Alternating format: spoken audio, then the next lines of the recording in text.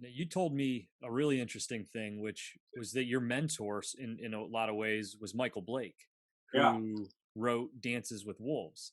Yeah. And you were telling me how that story came to be, and it's kind of impacted how you paint, right? And if you could tell that, because I won't do it justice, but it was so interesting to me. Well, I met Michael Blake through the Leonard Peltier Defense Committee.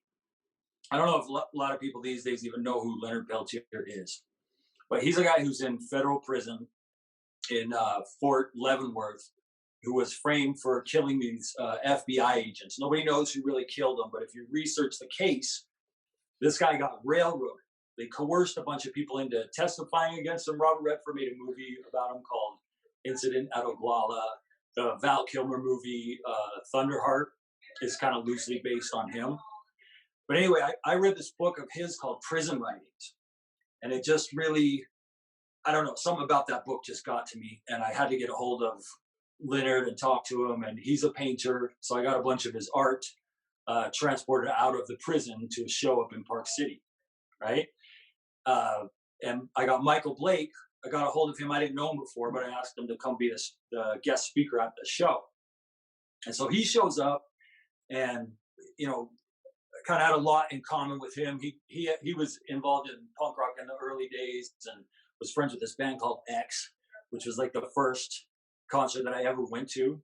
So we just ended up becoming really good friends, and stayed in touch with him after he went home to Arizona or something. I just call him and talk to him once in a while about this is years ago when I was first getting started in art, and he would give me advice just about how to just artistic vision and being true to yourself and not playing to the audience, and just kind of like following your dreams completely no matter what, and dreaming big. And this is from an Academy Award winner movie that I had just always loved since I saw it. It really inspired me, right? And I was stoked to be friends with somebody like that. He told me that the way he came up with that movie was he heard this story about a supply train right around the time of the Civil War in like the 1860s, had gone out to a camp like in South Dakota or somewhere, or maybe it was in Texas. I can't remember where it was,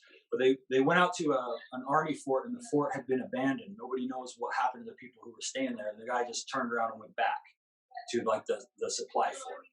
And he thought, well, what if I was there, and what if I stayed? And just imagined it from there. So that really kind of hit me, because when people are successful and they offer you that advice, you should listen to it. So what I try to do with my paintings is I really do try to think, if I was there at that time, what do I think I would see?